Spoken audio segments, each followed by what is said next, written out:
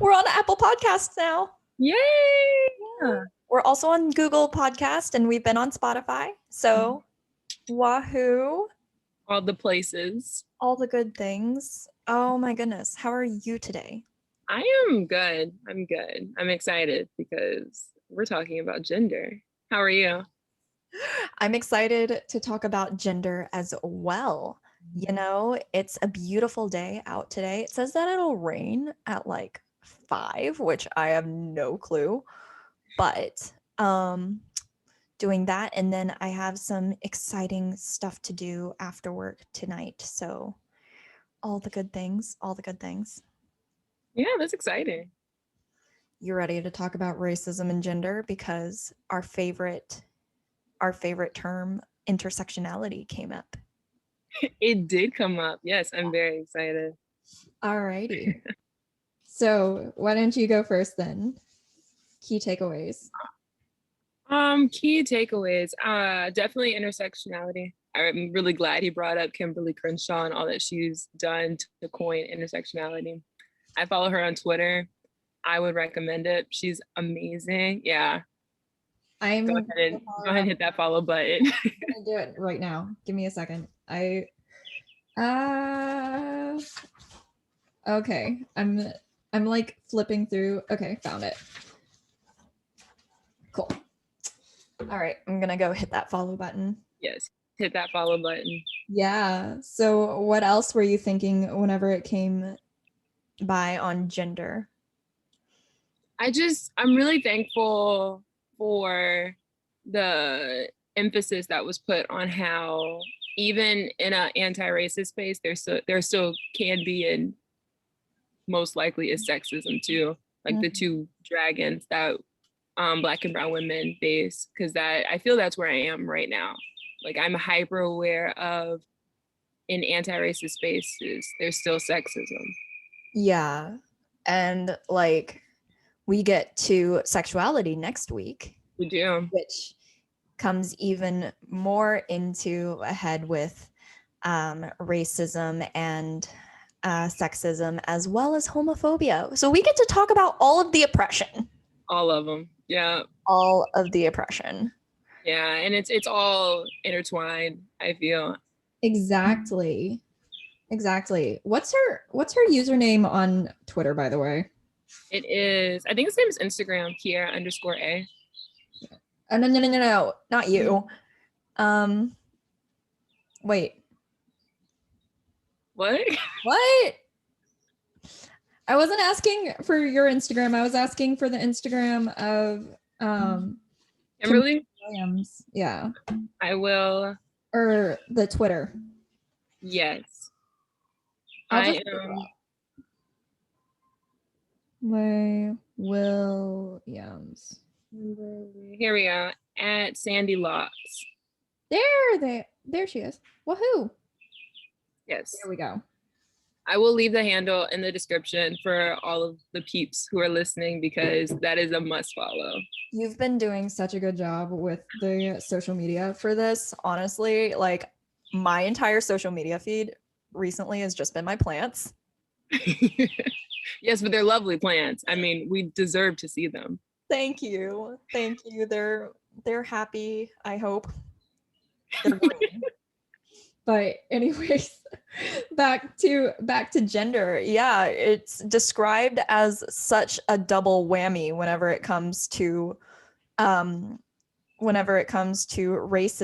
because of the sexism, and like because that's just like being oppressed within oppression. Mm-hmm. So that just sucks. Yeah. And I think it's so underrated too. I didn't even really pay attention until somebody brought to my mind that they said you could be for the culture and be against women. And I mean, that's so apparent, like in rap music. Like if you listen to the way women are described, yeah, it is disgusting. And it's like, that's pro culture, but it's also against women, but it's like huge, right? Like it's a big part of our culture, and it's okay. Yeah. And I can't think of any like actual culture or society in my brain off off the top of my head right now that is actually like 100% of a feminist culture, which I'm not saying they're not out there. I'm just saying I haven't heard of one. And knowing that in our dominant culture, like the patriarchy is just so prevalent. Like you saw like the women's march happening whenever our former president had that comment that I will not repeat here come out. And so like it's crazy. We're in the 21st century. Women still are paid less than men for doing the exact same job. And then the cultural and societal expectations of childcare, house care, and everything else that comes with it. It blows my mind because here we are talking about equality of the races and equitable and like how we can reach a more just and equitable society, but we haven't even achieved that between the sexes. Yeah. And it's so apparent too. And it's like, what are we doing about this? And it almost feels like almost nothing. Yeah, I remember the US women's national team, they sued not FIFA, the US Soccer Federation, I think, equal pay, and they lost. Yeah, they lost. I think they've come to an agreement now. I'm not sure exactly what that is, but yeah, they lost because I remember the verbiage was that women don't do the same work as men. Like they actually said that. So yeah, it's heartbreaking. Like in athletics, it's always harder to like to deal with that too, because like I'm gonna quote something that I've overheard in my hometown is that women's sports is just not as entertaining. Wow. Which is something I have heard. Yeah. And I'm just like, And I'm just like, if we were to give women's sports the same amount of sponsors, the same like screen time opportunities, these are all hypotheticals. We don't even know what would be like preference, because for so long women's sports was already oppressed. Like we have like records of like the Olympics back in ancient times and women weren't allowed to like participate. Yeah, I mean, you bring a great point. A big part of it is the investment that's been put into men's sports. Women just haven't had that same type of investment. And look at the results that have come from that. I mean, women are still ballers. So if the investments, if the endorsements, if the sponsorships were there, I mean, I have no doubt that they would exceed, at least be of like equal to the men's game. And by the way, I prefer the women's game most of the time. I played volleyball most of my junior high and high school career, so I prefer volleyball and the women's game more as well. And like what's crazy is that whenever I was practicing, I would play open gym nights with the Columbia team and the Columbia club, both the club teams. And sometimes the men and the women would play together, and like it's just a completely different game. Like whenever we would do a women's versus men's team, like the guys would come out there and it would just be all about strength and power, whereas like the women's game, like it's all about placement of the ball and trying to outsmart the opponents. Which I always thought was like super interesting, because in volleyball, like if you have a ton of power and force behind a strike, like a hit, an attack, like it's going to go one direction. And as long as someone's arms are there to receive that, you can basically like, that's already your defense. But if you can hit the ball softer and change directions of it, put a spin on it or something else, it's harder to redirect it. So For Yeah, the women, it's women, more intellectual. yes, if anyone ever tells me that women's volleyball is not fun, we're gonna have some words. The words will be had.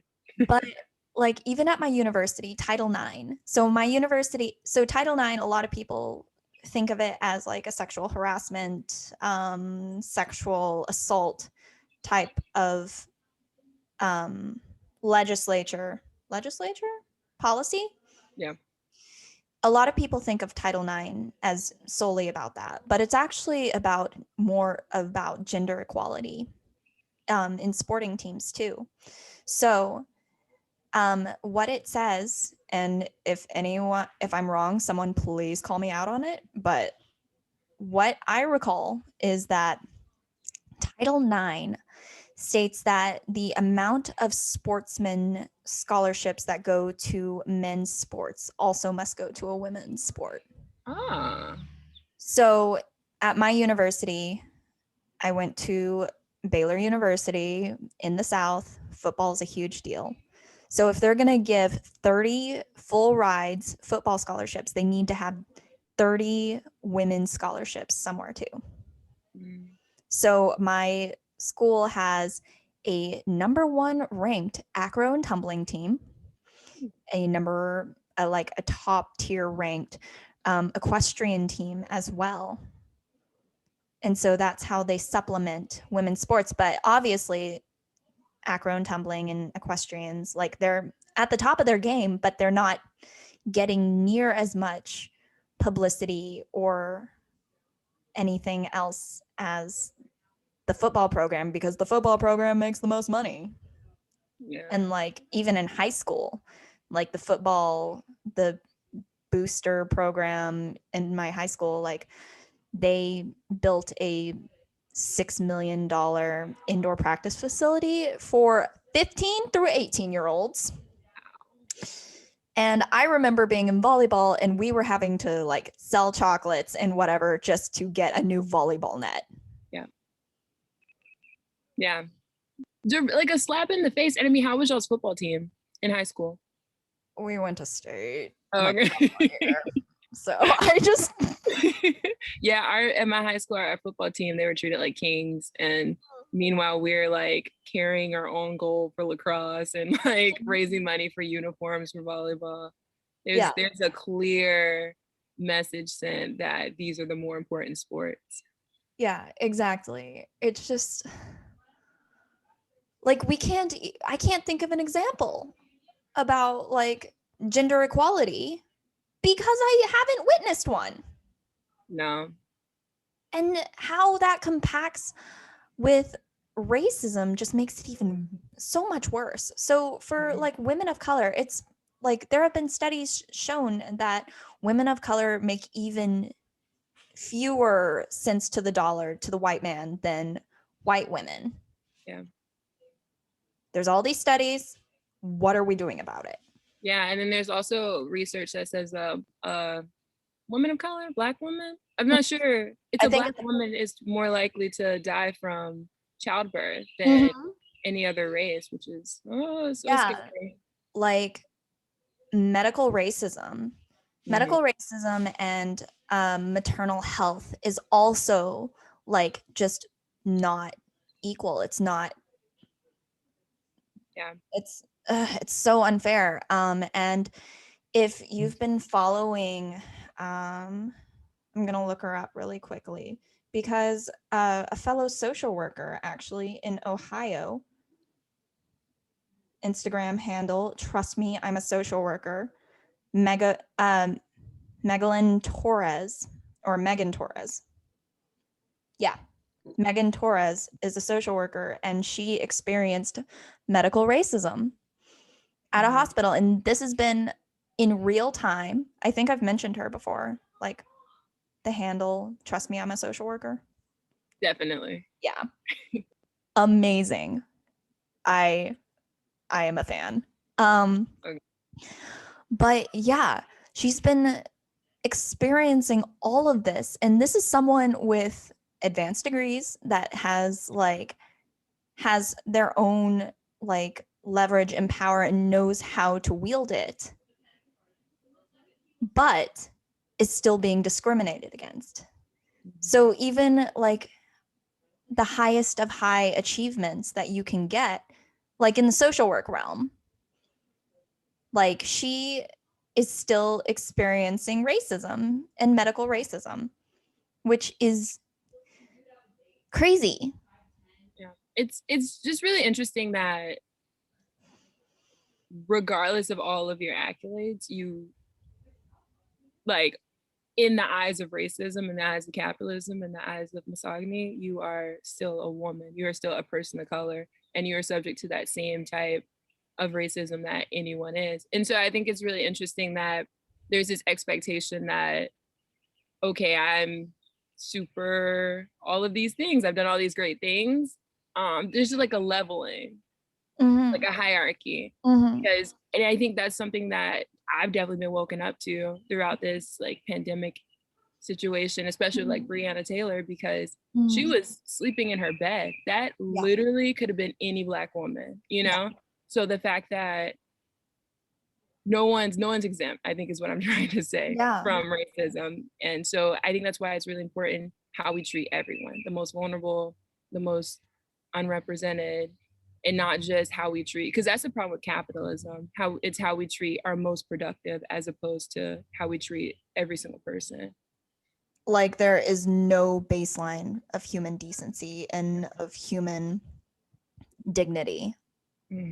Like that is ultimately where capitalism puts us.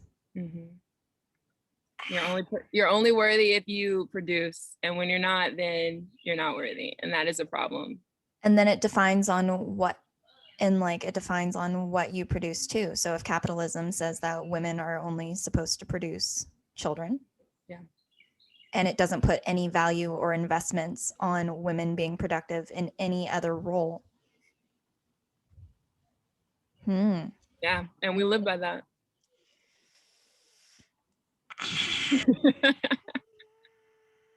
What about you? What were takeaways from this chapter?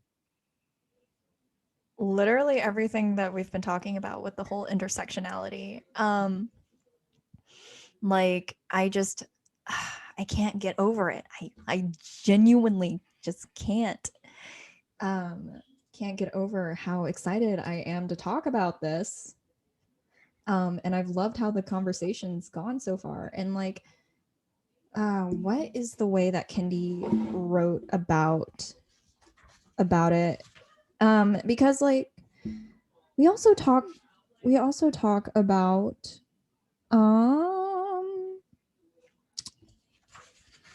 where is it? Oh my gosh. What is Oh, I was looking in the wrong chapter, my bad.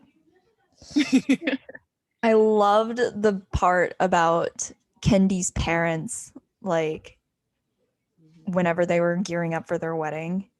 The whole wives submit to your husbands. I remember having this debate in my freshman pre-AP English class. Okay. A kid whipped out their Bible. Oh my gosh. This is a public school, mind you. Whipped out their Bible in the middle of our English class and just threw it out there. And it was like, see, it says right here in the Bible. And I was just like, wives submit to your husbands? Yeah. And then I was just like, you want to expand on that? Because the same time, in the same passage, it also says, husbands, be prepared to die for your wife. I don't hear anyone saying that. I was like, all right, you want me to submit to you? You better die. No, I'm kidding. Get ready to die right now. You best be prepared. Dude, I'm glad we're here because I was wondering when we're gonna get to religion, but oh man. Ooh. Is religion a topic in this book? Because I mean, Kendi talks about it the entire, like how like religion really influenced Kendi throughout his life. I don't see a specific chapter on religion, but we talk about it like throughout the entire book. Yeah, because he grew up on Christian principles. Yeah, he did. And I did too. Me too. And so it's just fun to talk about feminism and equality within the structure of the modern American church, because I fully believe that the modern American church leans towards patriarchal. Like, just it has so many patriarchal tendencies. I agree. Like, and it angers me as a feminist, and it angers me as someone who still definitely subscribes to the beliefs of to certain beliefs within the church. Yeah, I completely agree. I mean, the first thing I thought about when well, first of all, I agree. I love that his mom was like, I am not submitting to anyone. You are not my mother. I just think I need to meet her. She's a queen. And then also I like the first thing I thought about was, I don't know if you heard of Michael Todd, the church, the pastor of Transformation Church. Mm-hmm. He's like, it's in Tulsa, Oklahoma. Okay.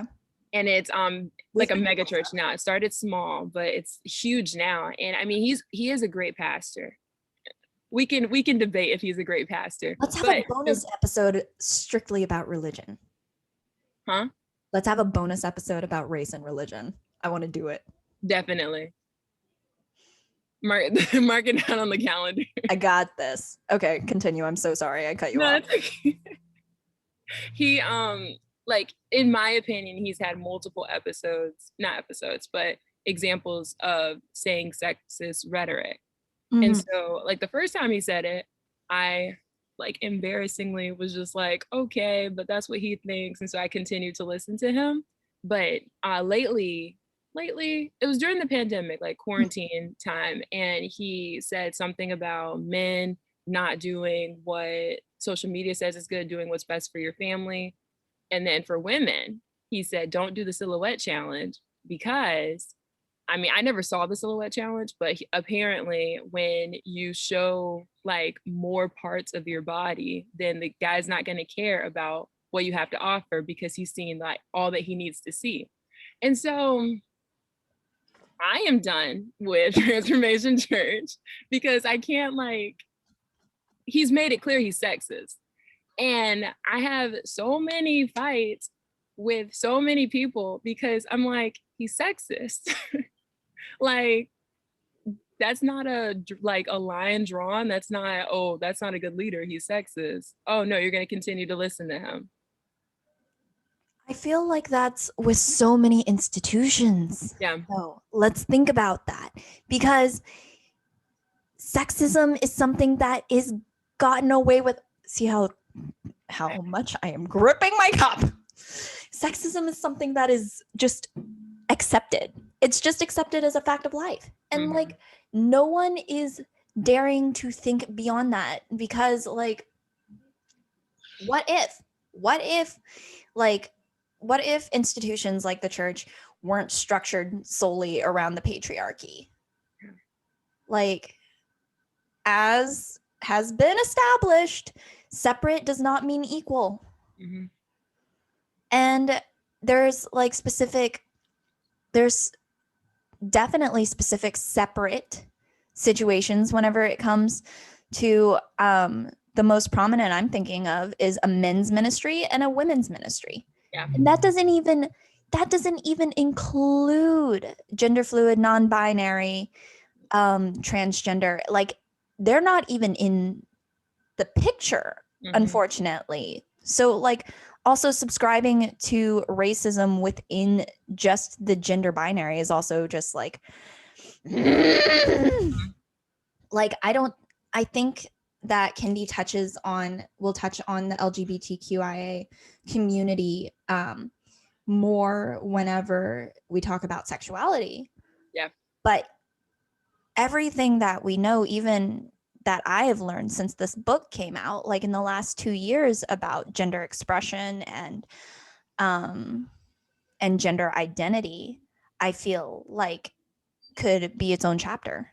Definitely. I thought he was going to get more into the LGBTQ community in this chapter. So I was honestly a little disappointed. He talked in the beginning about how he went into grad school as racist and homophobic when he met these two incredible lesbian, I believe, Black feminists. Yeah. I believe they both were. Yeah. And then that was the end of it. And I was like, where's the rest of it? Yeah, there's a complete, I think, erasure of non-binary LGBTQ Mhm. folks in the Christian, definitely in the Christian culture. Like if there's just erasure of people that identify as women in Christian studies, Christian ethics, like I remember specifically like going through a curriculum that was like women in the Bible or something like Hmm. that. And it was like one itty bitty little book. Yeah. And I have a biblical name, okay? Yeah. Except for my name was Hannah. It's after a mom, and like her only role in there was a mom praying for a child. So Yeah. there are takebacks. There are drawbacks to a biblical name, you know. I've actually never heard a woman say she has a biblical name. Isn't that crazy? I've met women with biblical names. Like my brother has a biblical name. Mm-hmm. Like it's pointed out all the time, but I've never even put the two together. Yeah, I have a biblical name. My mother has a biblical name. Like I know so many people with biblical names. Mary's, Elizabeth's. Yeah. See, that's also a problem. I literally just stopped at Mary and Elizabeth. Rachel's. Ruth. Um, Yeah. I don't know a Ruth. Um, I know one. but yeah, Yeah. the fact that I am drawing a blank Yeah. is a problem. My aunt once told us, and I have like so much respect for my elders, but my aunt once told us, she was like, yeah, we were talking at my Bible study about how the women are usually like what lead men to, are usually who lead the men to deception. And she was like, just look at it in the Bible, there's a pattern. And I was just like, oh my God, you're not saying this. And that's like not the first time I've heard that, how women are like deceptive and bad influences essentially on men. I am curious. I am curious. Like, go down this rabbit hole with me for a second. Yes. What would have happened if women exclusively had had control over the development and the publication and how the Bible was written? Hmm. Yeah. There would be more women, I think, and their stories would be more told, definitely. Because now, like a lot of the times in the Bible, women are like second. They're accessories. Yeah. They're supplements to the story. Like Yeah. even in like the resurrection, like there's like a tiny little sentence of, okay, the women went to go cover his body in oils. Okay, but guess what? He's alive. And then the dudes were like, we will take it from here. Yeah. They didn't even count the women whenever in certain Bible stories, they like, I remember like in the feeding of the 5,000, they like my Sunday school teachers would always mention there were probably more because they didn't count the women and children. And I was like,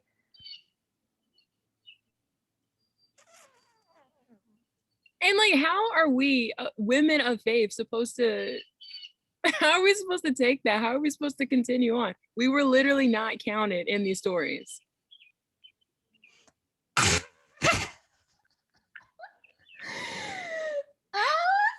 This is a problem. I'm glad you brought up the point, though, what would happen if women were more involved in the development and the publication of the Bible? Because I mean, I bring that into question all the time. Who continues to translate the Bible, continues to publish the Bible, whose narrative was written most in the Bible? And I mean, my people don't really like when I ask those questions because they don't, because then they think I'm anti-Christian. I still identify as a Christian, but I think we need to really question that. I think we really need to push on that. We deserve better. exactly. We deserve better. I love that. Oh my goodness. Like, faith and feminism is a really, really interesting and hard topic, honestly, because it also comes into conflict with traditionalism, conservatism, Mhm. a lot of isms. A lot of them. Um, and like it's a huge topic that I bring up with my pastor dad all the time. And a lot of the times I feel like our conversations are always either cut short or it's like, okay, but this is how it's always been. There's no changing it now. Or let's talk about something else. Yeah. And none of those actually help. That's not a Yeah. solution. It's so amazing to me that when you talk about like Christianity and if you question something like a tradition, I'll just I won't even throw one out there. Just think of a Christian tradition. And if I question it, then it's anti-Christian. How is that does automatically help? anti-Christian? Exactly. You can be someone of faith, but also question it, like with any institution. Yeah. Like you can. Blindly following is what is scary and dangerous. Mhm. So like taking things apart and definitely looking at the intersecting identities within this, because we've touched briefly about like how like I was raised in the Southern Baptist tradition. So the Southern Baptists, in my opinion, I'm going to say that again, in my opinion, so that people don't come at me or do come at me. This is my opinion. I am entitled to it. Southern Baptists haven't really come to reckoning or come to terms with the fact that the Southern Baptists broke away from the Northern Baptists, just like in the Civil War, the South broke away from the North over slavery because they utilized the Bible to uphold that institution. Mm-hmm. And they continued to uphold racist policies and becoming involved in like in politics and housing and all of these other things where like the church had a heavy influence on it. They didn't necessarily, the separation of church and state didn't necessarily mean complete separation. They're like the church is like one of the biggest lobbyists, I would say, on public policy now. Yeah. Like I mean, look at the arguments against gay marriage, right? Wasn't it like the Christian argument about getting married in a church? I'm getting a headache. We're all getting a headache and we're also rounding on 30 minutes. So where do we go from here? I think you brought up an interesting question. Like, what do we do? I don't even know because I can't even comprehend it. I can't even contemplate it because we don't have any precedents. We don't have precedents for a truly equitable community, society. Like because if it's racist, if it's a racist society, it's obviously not equitable. But seeing the sexism within racism, it's just so unfortunate and it makes me so angry. Yes. I think that's one thing I definitely want to emphasize from this discussion. It's that anti-racist space is not necessarily anti-sexist. Like to all of our male people, all of our allies, like try to make it try to understand like what role you play in that. And by that same token, the racism that is within the feminist movement. Yeah. We talk like people talk about white feminism versus woke feminism. No, I'm kidding. White feminism versus intersectional feminism.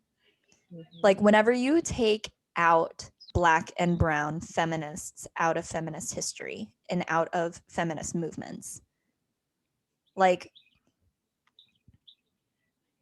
that is such a blow to just feminism in general, because like white feminism is just such a small portion of overall feminism. And I don't think you can say you're feminist if you only care about white feminism. Like exactly. Feminists are not, like, for real. So Hannah, how are you feeling? Much better after this conversation, and somehow also much worse. But next time we get to talk about sexuality, which I think we're going to be able to expand on this conversation about racism and feminism at the same time. And I am loving this conversation so much. Yes, I think we hit some great points. Yes, mostly. Ah, Yep, leaving with a headache. exactly. But I will see you next time. Yes, thank you. Thank you. Mm. Bye.